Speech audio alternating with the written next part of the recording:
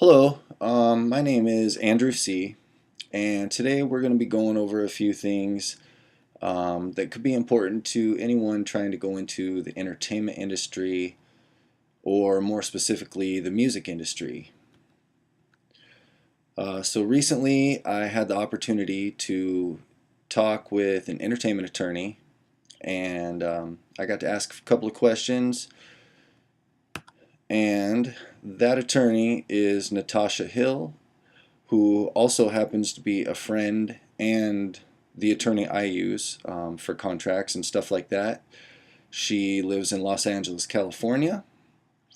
She's been a lawyer for several years now, and she's been extremely helpful to me. So I sat down and I asked Natasha if she had any tips for anyone that was going into the music industry. And one of the first things that she said was to get an attorney as soon as you think you need one. And what she meant was basically if you need to have a contract drawn up to work with other people, get an attorney. If you have a contract in front of you presented by someone else, get an attorney. If someone's offering you a contract and use of their attorney to discuss the legal matters in the contract with you, you want to go ahead and get your own attorney anyways. You want somebody that's going to have your best interest in mind, and if someone's offering you a contract and an attorney, chances are that attorney has that company or that party's best interest in mind and not yours. So make sure that you have an attorney go over that stuff with you, that you trust and feel comfortable with. Another thing that she really stressed was not to sign anything until you have an attorney read over the contract. If you have an attorney go over the contract, they can explain things to you. They can tell you what renegotiations you want to make with the contract. But you always want to have an attorney read it before you sign it. If you sign the contract and then have your attorney go over it, chances are there's not much that your attorney can do except explain it to you. Contracts are binding, so once you put your name on that line, you're stuck with it. So make sure that you have your attorney go over anything before you sign the line. Another thing that she stressed as being really important was making sure that you have a contract, and not just a contract, but some form of legal documentation for everything you do. If you're writing a song with someone, for instance, you want to get a split sheet in order. You want to make sure that you guys put everything on paper, how much each person has written and what the ownership of the song is. You're going to want to get a contract anytime. I know a lot of people that have gotten together, say there was a producer making a beat, there was an artist, maybe a rap artist and maybe a singer, maybe there was even someone, helping write some of the lyrics, and there was never a contract done, and it was a mess. It turned out to be a mess in one specific instance.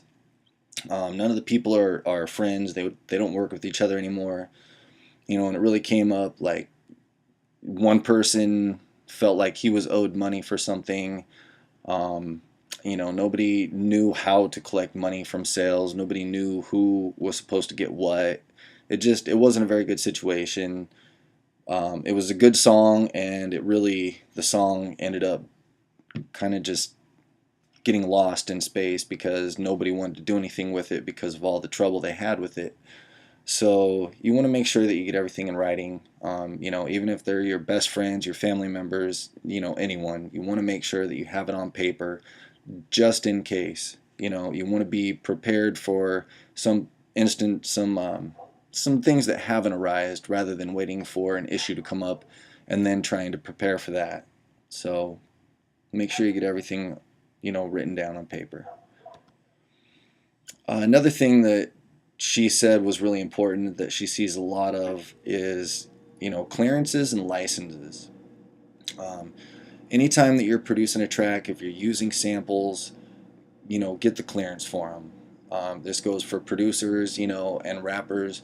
If rappers get a beat and it sounds like there could be a sample in there, make sure that if there is a sample, it's been cleared, or find out if, you need to clear it. You know, Sometimes you're not going to be able to clear every sample, so, just be aware, make sure you get that.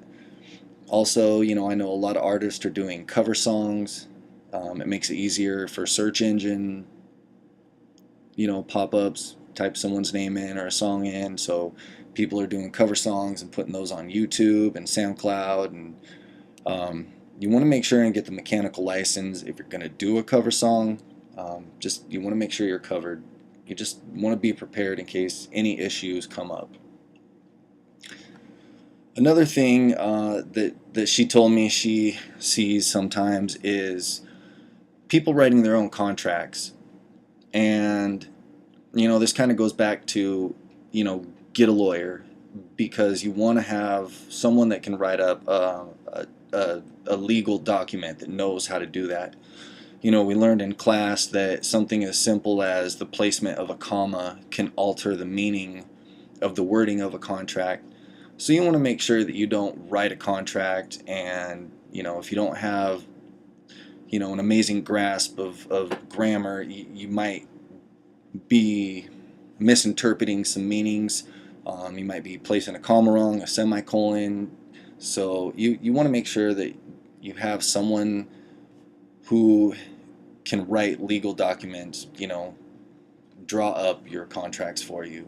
This is just going to save you a headache. It's worth the money. I know you can get legal documents from a lawyer for, about $100. Obviously some will be more, but that money, that $100, if you get a contract drawn up, you can use it more than just one time. So it's worth it to just go ahead and spend the money. So these were just a few things that we went over. There's so much that a person should know before they get buried in legal stuff that they don't understand. But it's really important. You want to have a plan. You want to make sure that there's like a checklist you're going down. You're making sure that you're not going to put yourself in legal trouble. Make sure that you're not going to get sued. You're not going to lose money. You're not going to have someone trying to sue you for illegal use or copyright infringement or anything. You just want to make sure that you've got an attorney in place, and that you're handling all the legal aspects of your dealings in the music business and in the entire entertainment industry.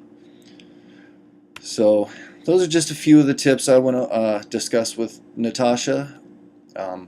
Thanks for checking out the video. I hope some of these tips were helpful. Have a great day.